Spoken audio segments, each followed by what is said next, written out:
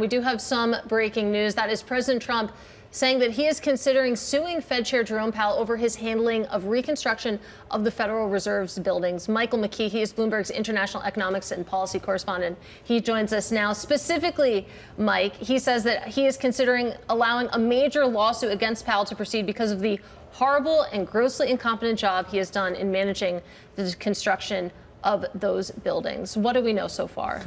We don't know anything. This seems to be another effort by the president to flood the zone, as they say, just come up with all kinds of distractions to keep people not thinking about some of the other things they don't like about his administration. There wouldn't seem to be any way to sue Jay Powell for this. First of all, you'd have to have somebody who could have standing.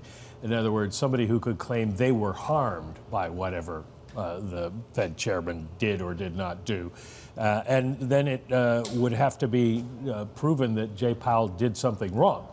The fact that a building is over budget, I think any of us who have had home repairs done know about things going over budget when you're doing construction.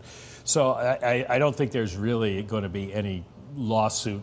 Remember that his whole MO is I'm threatened to sue or sue people, and he loses almost all those cases, but settles them or something.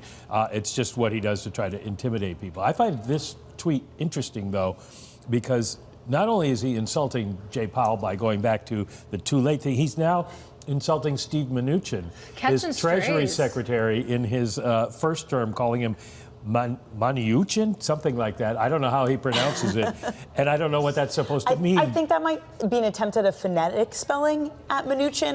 That is literally my only guess. But to your point, Mike, he's criticizing his former Treasury Secretary for picking Powell. It seems like his current Treasury Secretary right now is leading the search for who will replace Powell. How is that search shaping up?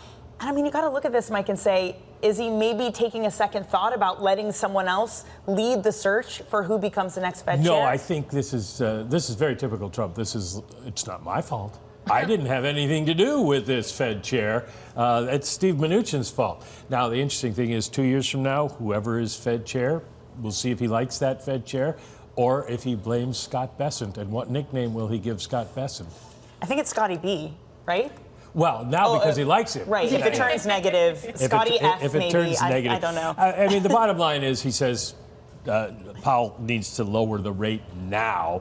Obviously, the Fed chair can't lower the rate by himself, and there's no Fed meeting until September 17th. So it's in that sense, it's kind of meaningless.